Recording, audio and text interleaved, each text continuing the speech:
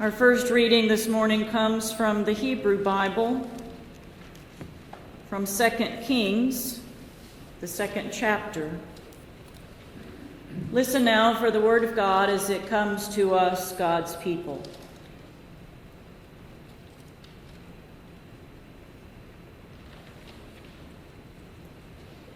Now when the Lord was about to take Elijah up to heaven by a whirlwind, Elijah and Elisha were on their way from Gilgal. Elijah said to Elisha, "Stay here, for the Lord has sent me as far as Bethel." But Elisha said, "As the Lord lives, and as you yourself live, I will not leave you." So they went down to Bethel. The company of prophets who were in Bethel came to Elisha and said to him, "Do you know that today the Lord will take your master away from you?" And he said, "Yes, I know. Keep silent." Elijah said to him, "Elisha, stay here, for the Lord has sent me to Jericho." But he said, "As the Lord lives and as you yourself live, I will not leave you." So they came to Jericho.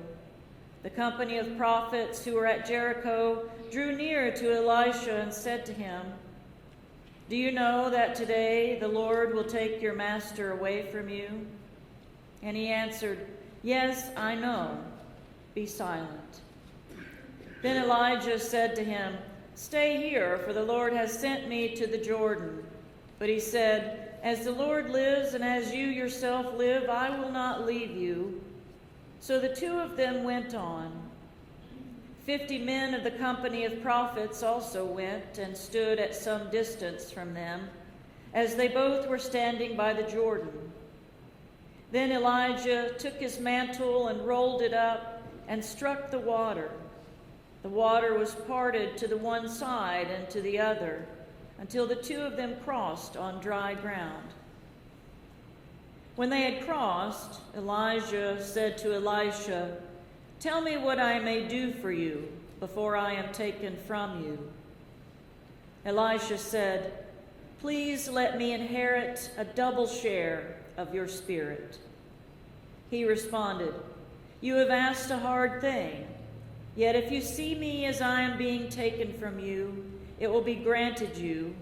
If not, it will not." As they continued walking and talking, a chariot of fire and horses of fire separated the two of them, and Elijah ascended in a whirlwind into heaven. Elisha kept watching and crying out, "Father, Father, the chariots of Israel and its horsemen." But when he could no longer see him, he grasped his own clothes and tore them in two pieces.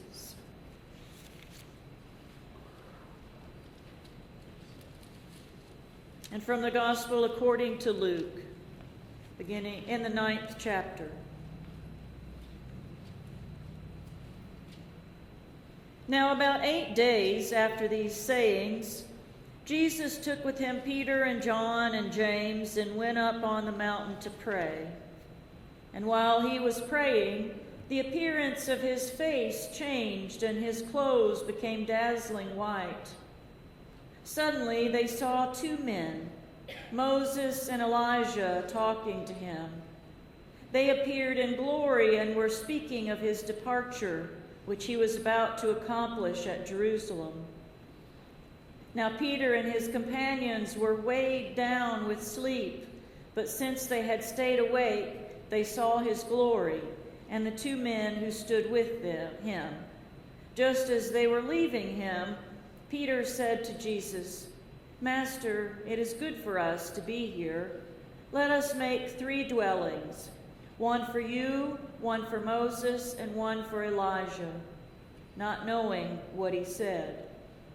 While he was saying this, a cloud came and overshadowed them, and they were terrified as they entered the cloud. Then from the cloud came a voice that said, "This is my son, my chosen. Listen to him." When the voice had spoken, Jesus was found alone, and they kept silent and in those days told no one any of the things they had seen. This is the word of the Lord.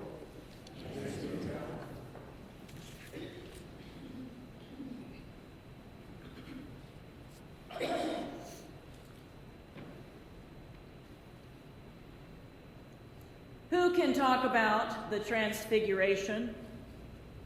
Jesus certainly did not talk about it, and neither did the 3 disciples who were with him.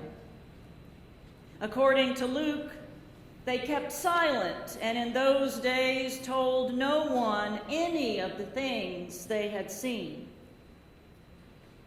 You wonder how Luke heard about it himself, or whether he questioned the wisdom of writing it down.